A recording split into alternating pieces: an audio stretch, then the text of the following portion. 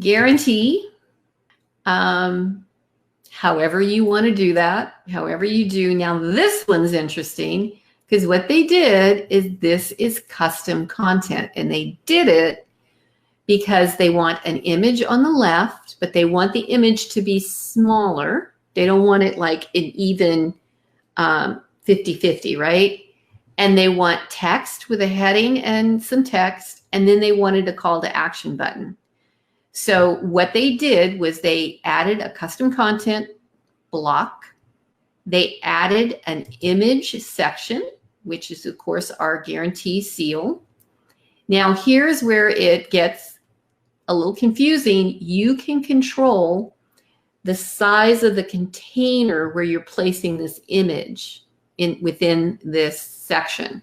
So they used 5/12, and I know it's really crazy, but the entire width is considered, the entire container width is considered 12.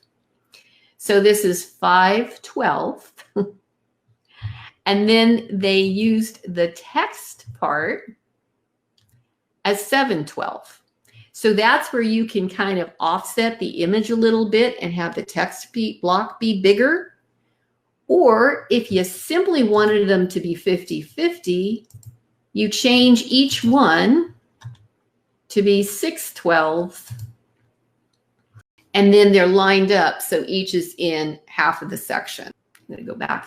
I want to leave it the way it was. Text. I'm going to make that 7 again. Yeah, it looks a little better this way. Then they added that call to action button right there. So remember, these are blocks added within a section.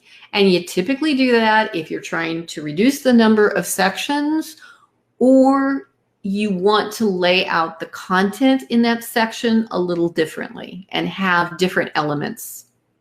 Call to action button, text, and an image laid out. Now, this is what is a little ironic. Oh, okay, so this is our last section.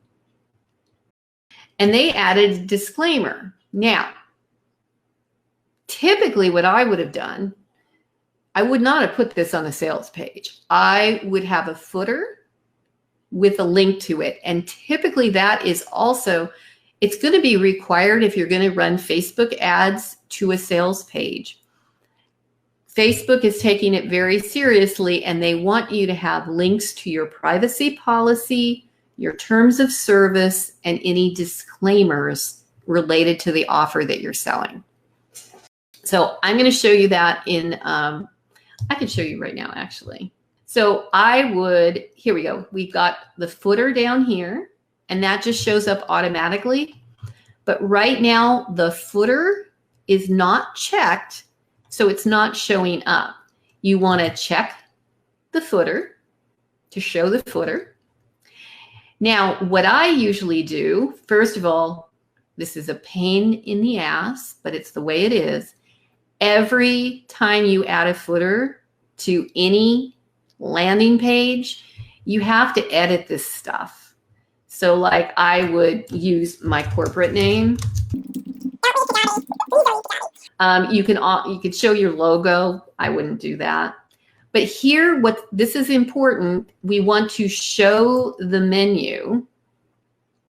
And I have a menu already set up called the footer menu that contains the privacy policy link and the disclaimer link.